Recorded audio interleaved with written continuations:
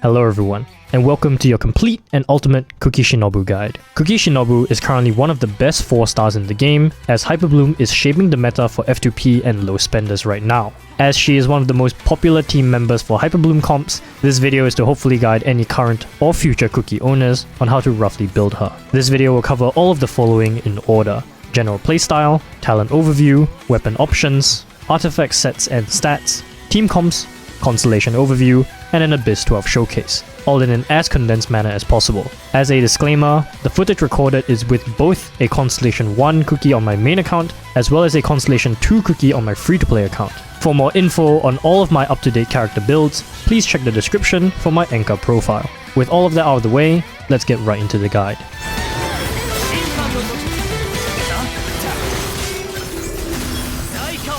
KUKI's primary role in the current meta is as a Hyperbloom activator while also being a healer. Her skill works off-field and has a fairly large AoE. Because it ticks at a consistent rate, she is able to proc Hyperbloom every wave so long as you create enough Dendro Blooms with your Dendro and Hydro characters. As she is also a healer, she basically frees up one extra team slot, making your last teammate option very flexible. KUKI is also a top tier support for spread DPSs like Al-Haytham or Tinari, once again due to her off-field electro application, as well as healing capabilities. No matter whether she's a quicken support or Hyperbloom driver, KUKI's playstyle is dead simple. You activate her skill, and then go off field until you have to reactivate it. KUKI's teams don't actually require KUKI to have much field time, especially since she herself will normally have low HP, making it dangerous for her to remain on the field anyway. KUKI is also extremely easy to kit out, as she can be both a deepwood holder or carry 2-piece EM sets, while her artifacts themselves don't really need to have good substats. Unfortunately, outside of Dendro teams, KUKI does not serve much purpose. Her own damage is abysmal, and her healing isn't amazing compared to other healers either. As such, KUKI doesn't really have a place in teams that aren't Dendro focused, and as such, I won't be bothering to cover them. Teams like Taser are definitely doable with KUKI,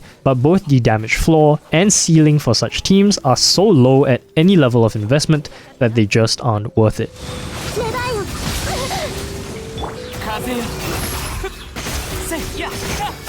Starting with her normal attack talent. KUKI's normal attacks do physical damage and does a total 4 hits. Her charge attack does a standard 2 heavy hits. This talent is completely useless to her kit, and I do not recommend leveling this at all. KUKI's most essential part of her kit is her elemental skill, so we'll go over it in extreme detail. When cast, KUKI will form a ring around her while sacrificing 30% of her current HP. The ring pulses every 1.5 seconds. It also has standard ICD electro application. While the ring is active, the active character will be healed a certain amount every time the ring pulses. This healing amount scales off KUKI's max HP, as well as her elemental mastery from her A4 passive. Also, if KUKI is under 50% HP, she will gain additional healing bonus. KUKI will not go below 20% HP by using her skill, so you won't have to worry about dying from using it. However, it does make KUKI quite risky to stay on the field, as she will very likely get one-shot by most enemies. So you have to be very careful when activating the skill, especially if you do not have her at C6. This ring is the main reason why KUKI is so good. Its AoE is actually quite decent,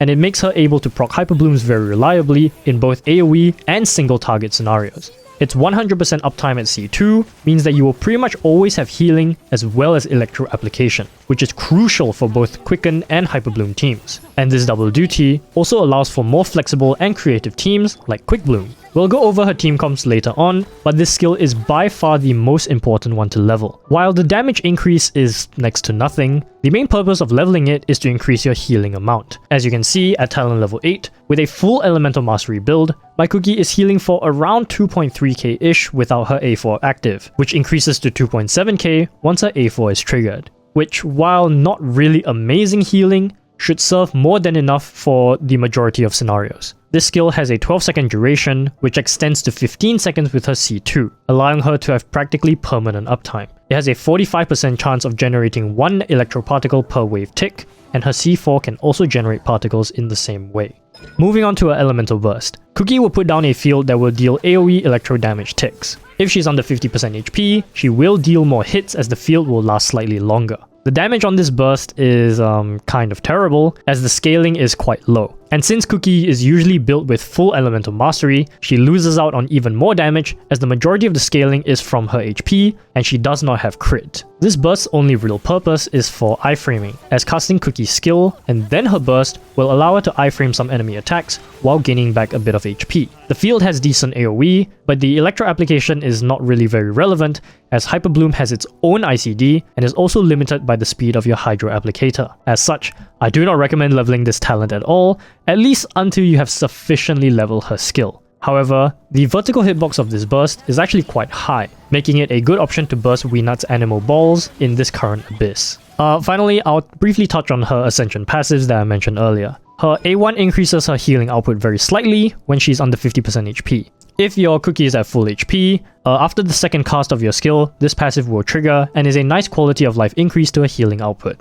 Her A4 is the main important one though. This increases her healing amount by adding 75% of her EM flat to her healing ticks. Since KUKI is normally stacked on EM, this passive is basically what makes KUKI viable in many Dendro teams, and is also one of the reasons why KUKI should be leveled as much as possible.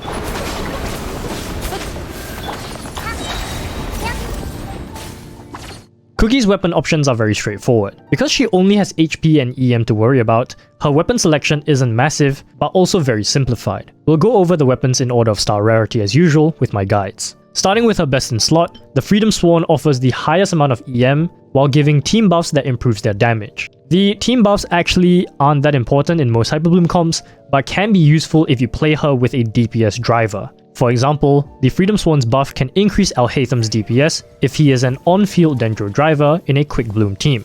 On my free-to-play account, I often play Hyperbloom with Wanderer on the team as an on-field DPS, which would also benefit from the Freedom Sworn buff. Overall, this is the best option for KUKI by a long shot, and I don't really recommend any other 5-star weapon for her.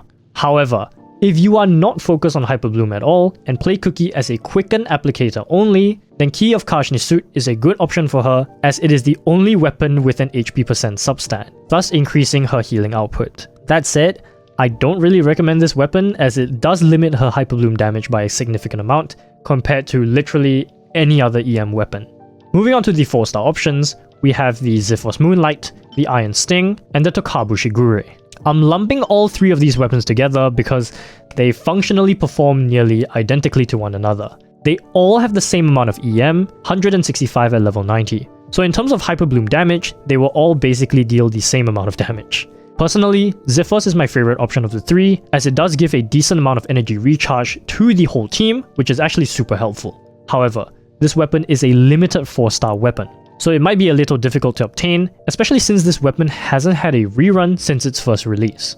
The Tokabu Shigure and the Iron Sting both increase KUKI's personal damage, and because her personal damage is so bad, their passives don't really matter very much. For the same reason, I actually do not recommend refining the Iron Sting for KUKI. Overall though, these three are very strong options for her Hyperbloom playstyle. And finally, we have the 3-star Dark Iron Sword. This weapon can only be obtained once, so make sure you do not accidentally fodder this away. This is a completely free-to-play option that is easily obtainable if you are a bit newer to the game, and it also happens to look super cool. For those of you who don't know, you can get this from Chen the Sharp in Liyue Harbor simply by speaking to him, following which he will give you the weapon for free. The passive of this weapon isn't really super useful for KUKI, but it is still a great option and a cheap one to level nonetheless.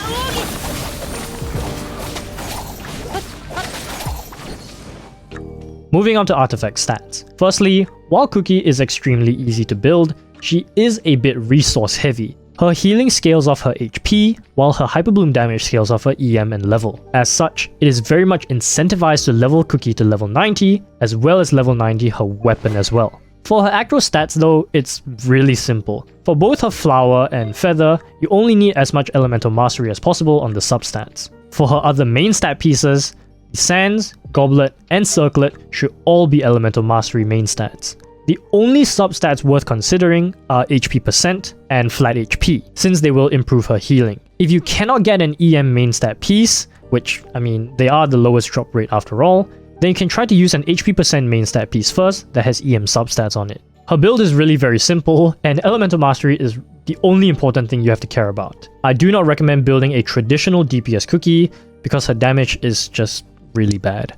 For artifact sets, KUKI doesn't have very many sets and they're all very straightforward as well. Firstly, if your team doesn't already have one, KUKI can very easily be your Deepwood Memories holder. She can proc the 4-piece set bonus incredibly reliably, and this is also a very resin efficient domain to farm if you have a Dendro DPS like Tighnari or Alhaitham who could use Gilded Dreams. However, if your team already has a Deepwood holder, which would normally be the Dendro character of the team, then KUKI can use either 4-piece Gilded Dreams or Flower of Paradise Lost. Paradise is technically her best in slot, but Gilded doesn't lose by that much and is way more efficient to farm. I do not recommend going out of your way to farm Paradise unless you also happen to be farming for Pavilion. And finally, if you cannot get a full set, you can simply use any combination of 2-piece EM plus 80 sets. Similar to using 4-piece Gilded and Paradise, I only recommend this if you already have a Deepwood holder in the party.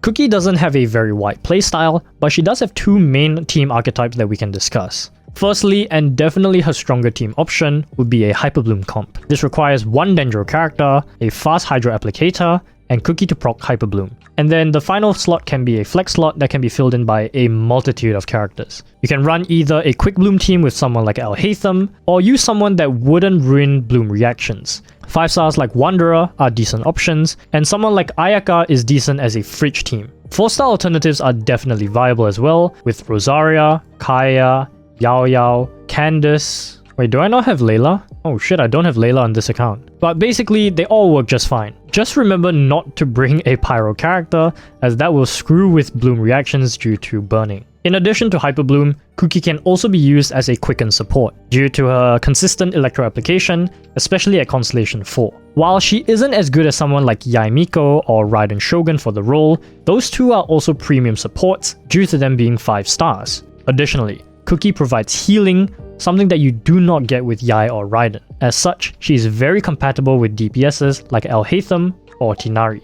Finally, I want to briefly touch upon Taser teams. I mentioned at the start of the video that Taser isn't super worth it, and I still very much stand by that. The damage floor is quite low, and the ceiling isn't particularly high, even with a ton of investment in all of the characters. But if you really want to, running a Taser comp with KUKI, Xingqiu or Yelan, Kazuha, and then a flex slot that can be filled in by various characters like Beidou, Yaemiko, Fischl will all be fine. Basically, a lot of KUKI's utility is limited to Dendro teams, so I highly recommend playing her with Dendro comps, as she won't be filling her potential in any other team comp.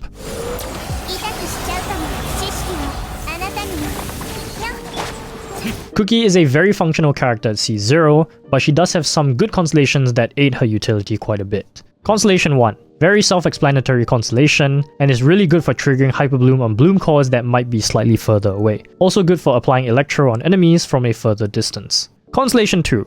IMO, her second best constellation. This increases her ring's active period by 3 seconds, which effectively gives it 100% uptime, as it also has a 15-second cooldown. This increases her ring ticks from 8 to 10 times total per activation. Constellation 3 and Constellation 5 increase her skill and burst talents respectively. Constellation 4. This will leave an electro mark on the enemy if they use a normal charge plunge attack while her ring is active. This has separate ICD as well as separate particle generation from the ring, so this can help her generate more particles while applying more electro. However, the utility of this is a bit team comp dependent, as not every on-fielder may use their normal attack on the enemy. But you can just use N1 with KUKI after casting a skill to proc this as well. Decent constellation, but not an overall game changer. Constellation 6. This is definitely her best constellation. When KUKI takes lethal damage, she will not die, but instead be left with 1 HP. She will then increase her EM by 150, which improves her Hyperbloom damage by a significant amount. This is both her best offensive and defensive constellation, as KUKI is often left with very low HP. As a non-C6 KUKI owner on either of my accounts, I can tell you the number of times that she has died once she comes on the field to activate her skill is a lot. This is basically a spare protective barrier for her that also happens to increase her Hyperbloom damage. This does have a 1-minute cooldown after it triggers though, so don't get too carried away with this. I would say you probably should not try to intentionally trigger this C6 after the first activation, unless you are very sure that it is off cooldown. So overall, KUKI Shinobu's constellations are pretty good, but they aren't essential to playing her. Her C6 is the only one that really increases her offensive utility, while her C1 and C2 increase her quality of life. Pretty nice constellations, but definitely not needed for her to be functional.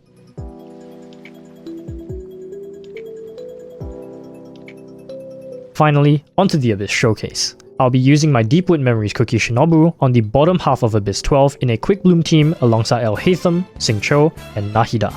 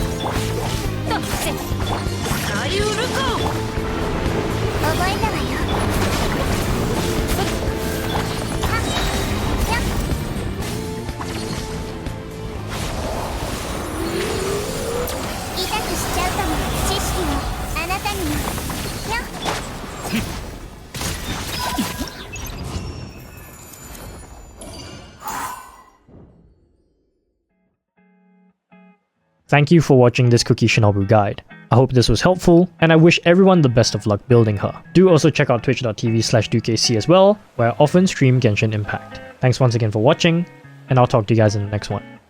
Take care.